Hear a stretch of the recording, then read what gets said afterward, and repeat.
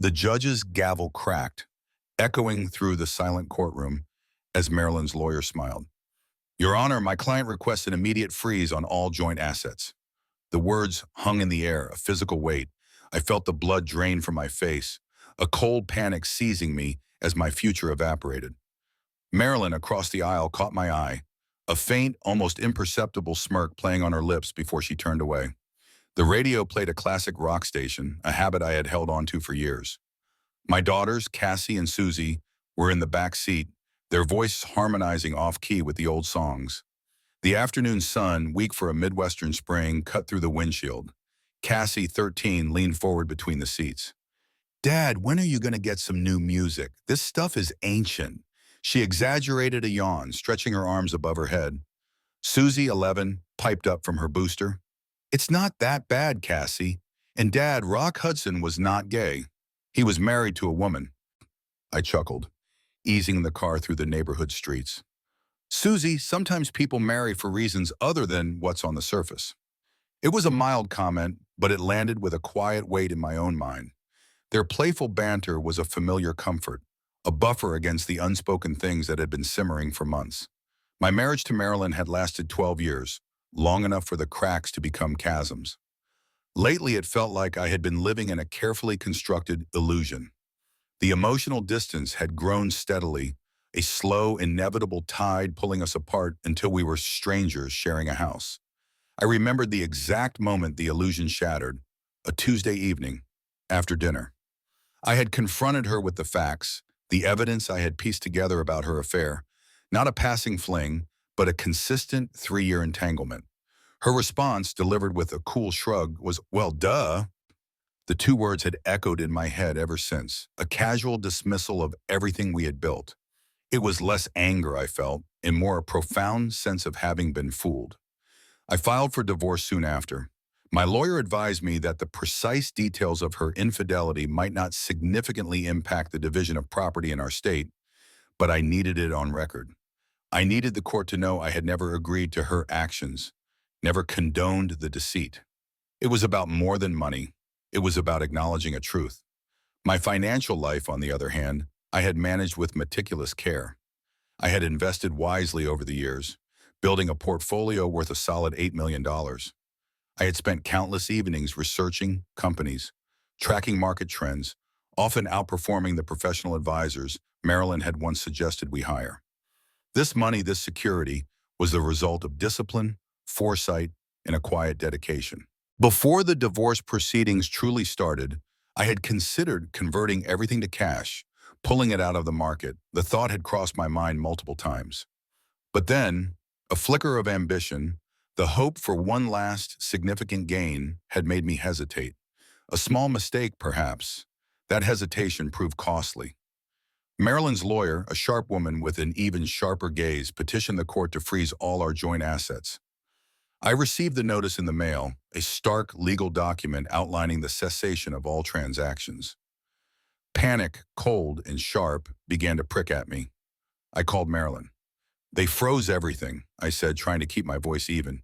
We need to sell the investments. Now before the market shifts. Her voice, when she finally answered, was detached, as if discussing the weather. Oh, did they? I suppose that's how these things go. There was no urgency, no concern. She seemed genuinely uninterested, aloof to the very real threat looming over our shared future. My lawyer worked to lift the freeze, filing motions, arguing against the necessity of such a drastic measure. Each attempt failed. The judge, a stoic woman who seemed to view our case as one of many mundane disputes, sided with Marilyn's counsel. My frustration began to simmer, then boil. In court, I felt a desperate urge to shout, to make someone understand the precariousness of the situation, the potential for ruin. I swallowed the words, but my hands clenched under the table. Then came the expert. Marilyn's bank provided a representative, a man in a crisp suit who testified that the investments were sound, that selling them now would be premature. He spoke with an air of professional authority, his words painting a picture of stability, ignoring the potential for volatility, for the very real and immediate need for liquidity. The judge listened, nodding, then dismissed my pleas to divest. Later that week, having coffee with an old friend, I found myself saying, "It feels like the ground is shifting right under my feet." The words felt inadequate, but true. All the carefully laid bricks of my future, the financial security I had built, now looked like a fragile house of cards, ready to collapse with the slightest tremor. The car rolled to a stop in the driveway.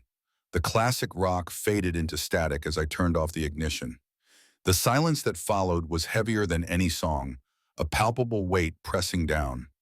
4 months after I filed for divorce, the frozen assets, once valued at $8 million, had plummeted. The market, unforgiving and indifferent, had taken its toll. $3 million, gone, evaporated into thin air while we waited for the courts to decide who deserved what. The remaining $5 million, the house, the cars, everything else we had accumulated, sat exposed, awaiting the judge's final ruling. I had made a promise to myself, a silent vow, the day I learned about Marilyn's infidelity. I would never set foot in that house again, the one we had built, the one where she had carried out her affairs.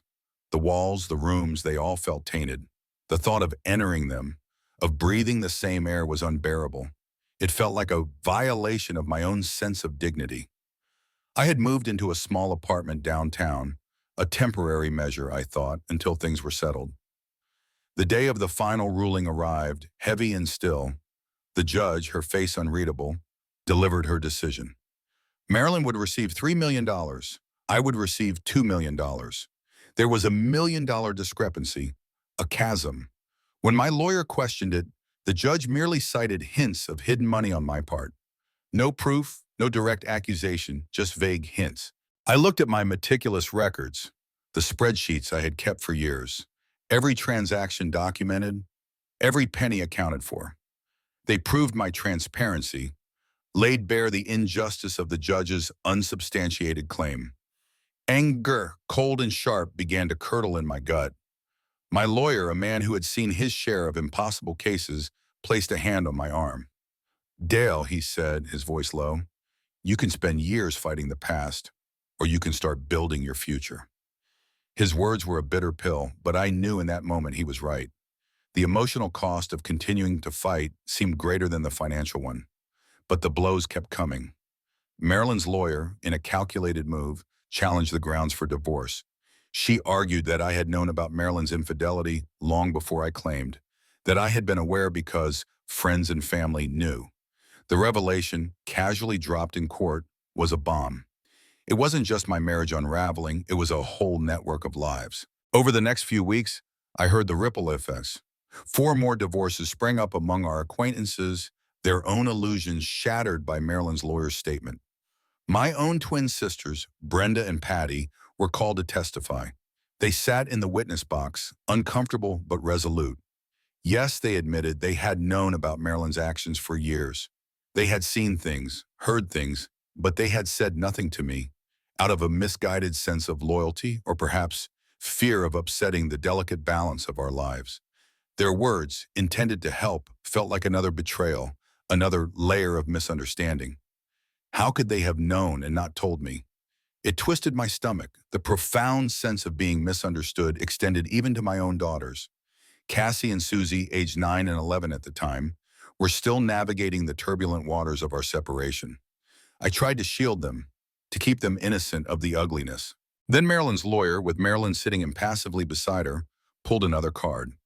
She petitioned the court to have Cassie and Susie testify. My heart seized. How could they do this to them? I muttered to my lawyer, my voice thick with disbelief. They're children. The judge, to my horror, allowed it. A therapist from the Children's Welfare Department was brought in, a woman with a gentle voice and a professional demeanor. She assured the court that it would be beneficial for the girls, giving them a voice, allowing them to express their feelings about the upheaval in their lives. Beneficial. The word felt like a cruel joke. I imagined my daughters, small and vulnerable, sitting in that imposing witness box, forced to choose sides, to articulate their fractured world to strangers. The financial devastation I faced was immense, a gaping hole where my security had been. But this was different. This was an emotional landscape laid waste, a harvest of ruin reaped from years of deception and indifference. My daughters, caught in the crossfire, were the real casualties. A year blurred past after the divorce was finalized, a year marked by a slow, grinding adjustment. I later learned the therapist from the Children's Welfare Department, the one who had assured the court that having Cassie and Susie testify would be beneficial, had lost her job and moved out of state.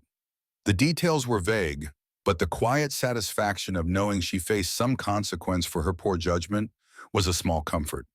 It was Cassie, a few months after, who finally spoke about the court. We were sitting at the kitchen table in my new apartment, a quiet evening. "Dad," she started, her voice small, "we didn't really understand what the court meant. We just, we just wanted Mom to stay." Susie nodded, her eyes downcast. They hadn't understood the implications, the weight of their words in that sterile courtroom. They were children, caught in an adult battle. They also told me that Marilyn had promised to stay if I publicly accepted her actions, if I agreed to reconcile. I had refused, point blank. The thought of feigning acceptance, of living that lie, was impossible. Amidst the wreckage, shared custody was my only true victory. 50-50, alternating nights. It wasn't perfect, but it meant my girls were close. It meant I saw them every other day, ensured I was deeply woven into their daily lives. I had scoured the real estate listings, finding a small apartment building in the same school district. I bought it outright, a safety net for what remained of my finances. I lived on the ground floor, a small two-bedroom space, keeping the other units rented out. It was 2 miles from the old house, the house I still refused to enter, and a mere mile from the girls' school. The routine was precise, a new rhythm to my fractured life. Marilyn and I communicated only through a co-parenting app, exchanging sparse, factual messages about the girls' schedules, homework, or health. No pleasantries, no small talk. To ensure she actually brought them to school or picked them up on time, I installed GPS trackers on their phones. "I don't trust Marilyn an inch," I admitted to myself one evening, watching their little icons move across the digital map. But I knew full custody wasn't an option. The courts preferred shared parenting, and after the judge's bias, I wasn't willing to risk more. The divorce had been a brutal pruning. Old friendships, relationships I thought were solid, withered and died. "If you knew and didn't tell," I told anyone who tried to reach out, "you weren't my friend." The message was clear. I had no patience for complicity, for quiet observation while my life crumbled. My twin sisters, Brenda and Patty, tried to reconnect, sending cards, making phone calls. I told them simply, "Leave me alone." The wound was too fresh, the betrayal too deep. In the quiet evenings when the girls were at Marilyn's or asleep in their beds, I found solace in my tools. I had always been particular about them. Each wrench, each hammer, each drill bit meticulously organized in its box. It was a small, quiet indulgence, a way to impose order on a chaotic world. The tangible feel of steel, the precise movements required for repair, offered a counterpoint to the abstract mess of my life. It was a quiet kind of meditation. The final blow landed one afternoon, a few months into my new life. I had been planning my exit from my job. The thought of continuing to work there to pretend everything was normal was becoming unbearable. The betrayal still stung, a phantom pain. Then I discovered the full extent of Marilyn's reach. My boss, 2 of my coworkers. They had all been involved with her. The casual conversations, the knowing glances I had once dismissed, now clicked into place, forming a sickening mosaic of deceit. It was like a sickness, I thought, the sheer scale of her duplicity finally sinking in. It wasn't just a marriage, it was an entire ecosystem of lies. My plan to leave my job solidified. It wasn't just a matter of changing professions. It was about severing every tie to my old life, every connection that had been tainted. I needed to escape, not just from the marriage, but from the shadow of everything Marilyn had touched. My old job, the one I had just walked away from, consumed my thoughts more than it should have. For years, I had poured myself into developing a new version of the company's main retail software. It wasn't just an update, it was a complete overhaul, a reimagining of the core system. This project had become my quiet obsession, a place where I could exert control and see tangible results, a stark contrast to my unraveling personal life. I understood the programmer's curse. The compulsion to work unpaid hours from home, driven by an unyielding desire for perfection, by the quiet joy of creation. It wasn't about the company's clock. It was about the challenge, the elegant solution, the satisfaction of making something truly better. Many of the key features that set this new software apart were developed exclusively on my own time, on my own computer, using my own resources. These weren't incremental improvements. They were game changers. Ideas that had come to me late at night, sketched out on napkins, then meticulously coded in the silence of my home. The sales team early on had been ecstatic. They saw the potential, the way these new features would revolutionize how our clients operated. They envisioned massive success, an easy sell, a product that would practically market itself. Their enthusiasm had been a motivating force, a testament to the value of my work. I had deliberately kept this personal work separate from my official company duties. It was a conscious decision, a quiet hedge against the general unfairness I had increasingly come to expect. I planned to negotiate a fair price for it, to sell them the rights to the code when the time was right. I anticipated my boss would come calling once the project was near completion, once he realized the full scope of what I had created. The CEO and president initially had dismissed these new features. They won't work, they'd said, or it's too ambitious, stick to what's proven. They were cautious, unwilling to invest in innovation until it was undeniable. But as the project neared completion, as the internal demos became more polished and the undeniable advantages clearer, their tune changed. Suddenly they were thrilled. They were ready to launch, ready to reap the rewards of something they had once doubted. Marketing had already begun a massive advertising campaign. Billboards, magazine spreads, online ads, all prominently featuring the very innovations that were still unreleased, the very code that was still sitting on my personal server at home. They were banking on it, staking the company's future on my unwritten code. The realization of my employer's long-standing unfair treatment, the quiet ways they had exploited my dedication, had been a slow burn. It wasn't just Maryland, it was everywhere. The unpaid hours, the unacknowledged innovations, the feeling that my effort was taken for granted, the divorce, and the subsequent revelations about Marilyn's affairs with my boss and coworkers had solidified everything. It was the final straw. The day after the divorce judgment, the one that left me with $2 million in a bitter taste, I went into the office. I packed my meager belongings, a few books, some personal mementos. My boss, oblivious or perhaps willfully ignorant of the true depth of my knowledge, approached me. I gave him a terse goodbye, not offering explanations, not inviting conversation. I simply walked out. "I'm done being played for a fool," I muttered under my breath, clearing out my desk drawer, leaving behind only the empty space. Now, the company was in a precarious position. Their entire new product, their future, was built around code they didn't possess. It was sitting on my hard drive, secure, uncorrupted. I knew I held all the cards, a quiet, potent power. It wasn't a malicious feeling, not exactly. It was a sense of balance, of correction. A cold, clear resolve settled in me, replacing the frantic panic I had felt in the courtroom. The ground beneath me might have shifted, but I had found my footing, and I wasn't going to let anyone push me off again. It didn't take long for my old company to realize the depth of their predicament. The initial calls were polite enough, requests for the final files, for access to the latest build. Then the tone shifted. Demands turned into veiled threats, mentions of legal action, even the police. They believed they owned my mind, my effort, my unpaid hours. I remained calm. I had meticulously documented everything, every late-night coding session, every timestamp, every line of code written on my personal machine. I had kept receipts for the software tools I purchased, the hardware upgrades used to develop what they now desperately needed. It was an ironclad case. The code was mine.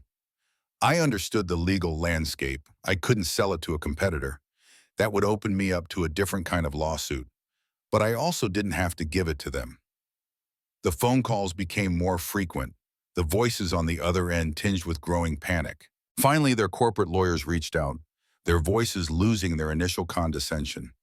Mr. Peterson, one of them said, his tone strained, what do you want for the Bonnoam? The question delivered with a sigh of resignation was a small victory. It signaled their desperation, their dawning realization that they were truly cornered. I gave them two stark options, delivered with the calm precision of a man who had been deeply wronged, who had weighed every word. My voice was even, devoid of emotion, a reflection of the cold realism that had become my guiding principle. Option one, I stated, you will fire everyone involved in Maryland's affairs within the company. That includes your CEO, your president, my former boss, and the two coworkers. They will receive no severance, no golden parachutes.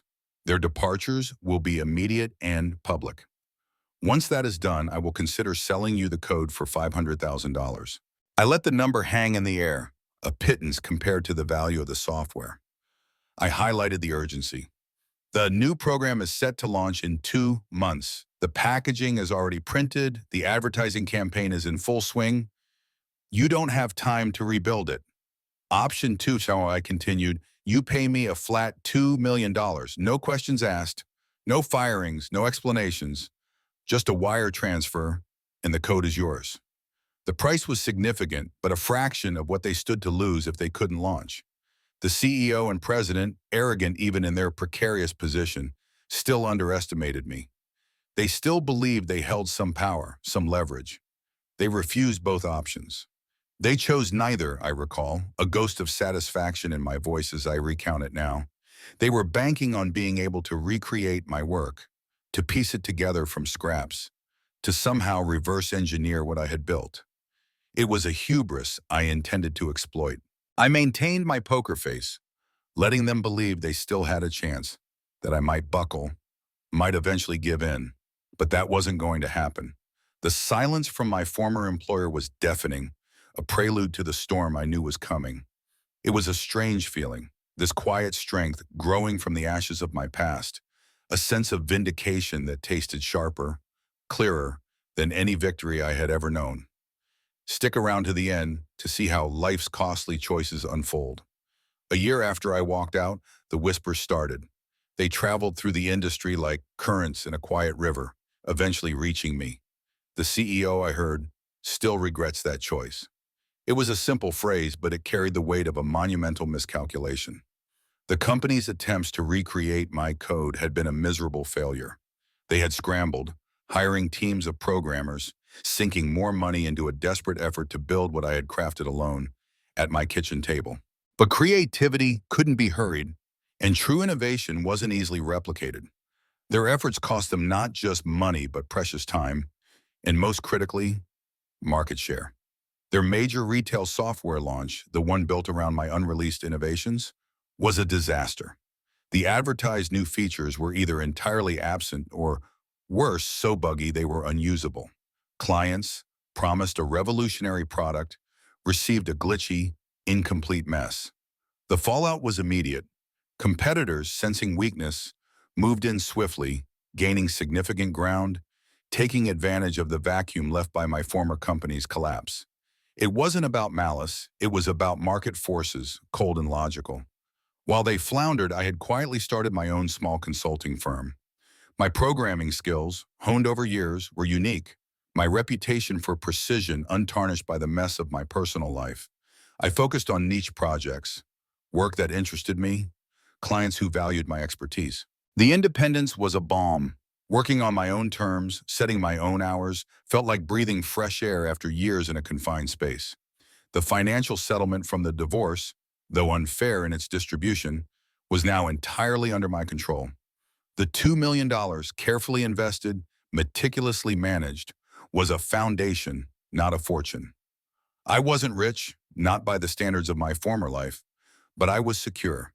I invested in my daughter's future, setting up college funds, ensuring that Cassie and Susie would have stability, a path forward, regardless of what Marilyn did. That, more than anything, brought me a quiet peace. Marilyn's life, from what I heard, seemed to be unraveling. Rumors circulated through the familiar channels of a small town, financial difficulties, a string of fleeting relationships, a general air of instability. The gossip always finds its way back to you in a small town, I reflected. But the news no longer stirred any strong emotion in me. The bitterness had faded, replaced by an indifference that felt more potent than any anger. My workshop, a corner of my new apartment building's basement, became a sanctuary. I bought a few more tools, specialty items I had always wanted. The process of selecting them, arranging them, felt like a small ritual of control and creation, a quiet assertion of ownership over my own space, my own time. Slowly, cautiously, I began to form new connections. I met other single parents, people who understood the demands of balancing work and family. I learned to trust again, tentatively, testing the waters, careful not to dive in head first. The experience had taught me a brutal lesson about vulnerability, but it hadn't broken my capacity for connection entirely. I realized then that the true revenge wasn't about destroying them or even about watching them fall. It was about reclaiming myself, about building something new and solid from the wreckage of my past. The past was a lesson, a painful one, but not a prison. It had shown me what I wouldn't tolerate and what I truly valued. I was building a new foundation, brick by careful brick. Every few days I made it a point to visit Cassie and Susie at school, walking them to their lockers or just exchanging a quick wave. I was a constant, reassuring presence in their lives, a quiet anchor in their still shifting world. My consulting business grew steadily. Working from my home office, the quiet hum of the computer replaced the frantic energy of a corporate environment. The peace was a palpable thing, allowing me to focus, to create, to simply be. It was a space I had built for myself, free from the shadows of betrayal. Cassie and Susie were navigating their teenage years, a challenging time for any parent. We developed a strong, steady bond. I made sure to talk to them, gently explaining the divorce, careful to protect them from the uglier truths without outright lying. "It wasn't your fault, girls," I often assured them, looking into their young, searching faces. "Sometimes adults make choices that don't involve you, but they impact everyone." I wanted them to understand, but not to carry the burden of Marilyn's actions. Marilyn's co-parenting became increasingly erratic. She would frequently miss her visitation days or call at the last minute to say she was running hours late. Birthdays and holidays became a complicated dance of rescheduling and disappointment. I never made a fuss to the girls, never criticized their mother, but I always stepped up. I was always there, a steady presence, becoming their primary caregiver in all but legal title. I watched her choices catch on to her initial freedom, turning into something that looked a lot like isolation. The constant party, the fleeting relationships, the lack of responsibility. It had a cost, and she was paying it. Cassie, growing sharper, more observant, started asking tougher questions about their mother. "Why doesn't Mom ever answer her phone when you call, Dad?" she'd ask, or, "Why does she always seem so busy?" She was sensing the depth of Marilyn's deceit, the hollowness of her promises. One evening, Susie, her voice small, looked up from her homework. "Why didn't you just tell us, Dad?" The question hung in the air, a moment of raw truth. I paused, choosing my words carefully. "I didn't tell you, Susie, because I wanted to protect you. I wanted you to have a childhood without the weight of adult problems. Your mother made some choices that were not right, choices that hurt me deeply. But you didn't need to carry that. It was my job to keep that ugliness from you." My voice was quiet, steady. I saw a flicker of understanding in her eyes, a recognition that some burdens were too heavy for children. I started reconnecting with some distant relatives, aunts and uncles I hadn't seen in years. There was comfort in those genuine family connections, a sense of belonging that wasn't complicated by shared history with Marilyn. My twin sisters, Brenda and Patty, tried again to apologize, to mend the bridges they had burned. They sent letters, made phone calls, but I kept my distance. Some fences can't be mended, I thought, looking out the window one evening, not after they've been torn down to the roots. The trust was gone, the foundation fractured beyond repair. A new tradition began, a trip to a national park with Cassie and Susie every summer. We hiked, cooked over campfires, and slept under the vast Midwestern sky. These trips fostered new shared memories, built on our present, not shadowed by the past. It was during these moments, sitting by a crackling fire, watching the girls laugh, that I learned to enjoy simple pleasures again. Fishing on the lake, working in my small garden in the backyard of the apartment building, quiet evenings reading a book. These were the things that brought me contentment. The pain was still there, a dull ache sometimes, a reminder of what had been lost. But it no longer consumed me. It was a scar, not an open wound, a part of my history, but not the entirety of my future. Years rolled by, marked by graduations, first jobs, and the steady hum of a life rebuilt. Cassie and Susie grew into strong, independent women, forging their own paths. Cassie pursued a career in journalism, valuing truth and meticulous reporting. Susie became a social worker, dedicated to helping families navigate difficult transitions, an echo of her own childhood. Both, in their own quiet way, chose careers that prioritize honesty and integrity, a testament to the values I had tried to instill. Marilyn, on the other hand, faced significant financial hardship. The $3 million she had received, once a considerable sum, was long gone, dissipated through poor investments in a lifestyle she couldn't maintain. Her early gains from the divorce had vanished, leaving her in a precarious position. She tried to reconnect with me occasionally. The calls or emails would come, tentative at first, then more direct, seeking financial assistance, or perhaps some emotional support. I always responded politely, but firmly. "My focus is on our girls, Marilyn," I would write back, "not on past mistakes." There was no anger in my voice, just a quiet boundary. I had closed that chapter, and I wouldn't allow it to be reopened. It was Cassie and Susie who finally confronted their mother. They were grown, capable of seeing the world with adult eyes. They demanded answers about her past actions, about the infidelity, about the ways she had manipulated the court. Marilyn, from what they told me, stumbled, offering vague excuses, trying to deflect blame. But my daughters were no longer children. They expressed their own hurt and disappointment, recognizing the toll her choices had taken on our family, on them. It wasn't about money for them. It was about truth, about the moral fabric of their lives. Marilyn's isolation deepened. Her former friends and lovers, those fair-weather companions who had once celebrated her freedom, had long since moved on, finding new distractions, new opportunities. She was left alone with the consequences of her choices. I found a quiet strength in seeing my daughters thrive, knowing I had broken the cycle of deceit that had threatened to consume us. I had not allowed Marilyn's choices to define our future. My consulting business had outgrown the small apartment building. I sold the property, investing the proceeds into a proper office space downtown. I hired a small team, carefully selecting individuals who shared my work ethic, my commitment to transparency.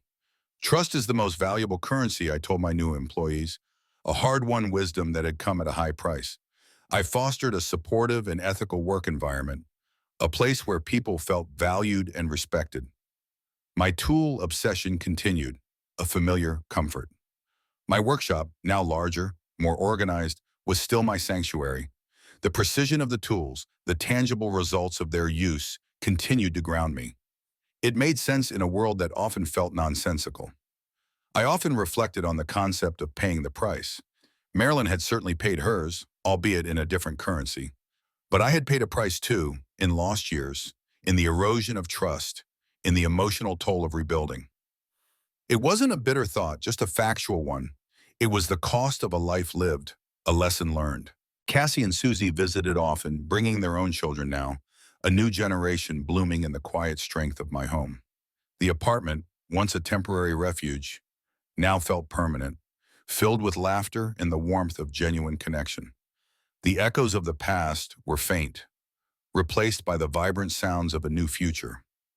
Now, as an older man, I look back on my life with a quiet sense of peace. It's not a complete resolution, not a story tied neatly with a bow, but it's a peace earned. There was bitterness, certainly, and anger that clung to me like a persistent Midwestern winter. It was a long road to let it go, to forgive, not for Marilyn's sake, but for my own. The small town still carries whispers. That's the nature of places where everyone knows everyone else. But I am immune to them now. My reputation, built brick by careful brick, is one of integrity, of quiet dedication. People respect that. They see it in the way I conduct my business, in the way my daughters carry themselves.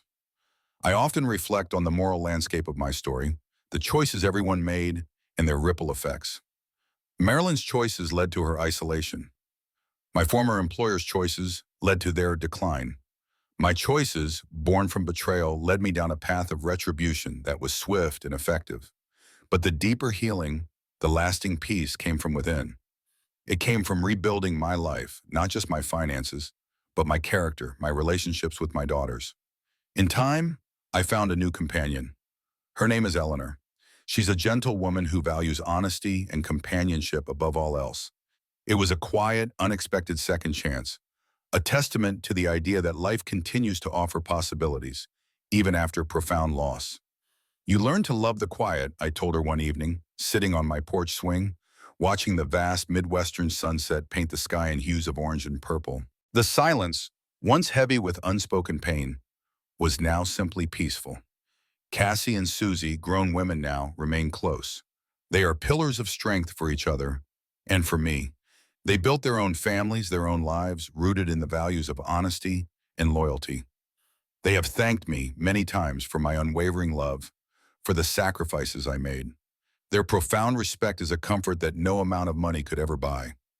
Marilyn eventually moved out of state, a distant figure, her presence fading from our lives like a photograph left too long in the sun.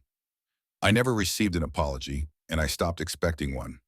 My closure didn't come from her, but from my own resilience, from the love of my daughters, from the life I had meticulously reconstructed.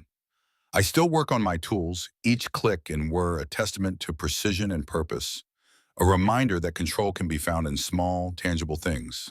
Looking out at the horizon, the vast, open sky reflecting the hard-won peace in my heart, I understand. Some losses can never be fully recovered. Some wounds leave permanent scars. But life, like the fields that stretch endlessly before me, continues to grow. You plant good seeds, I think, watching the last light of dusk fade, and you hope for a good harvest.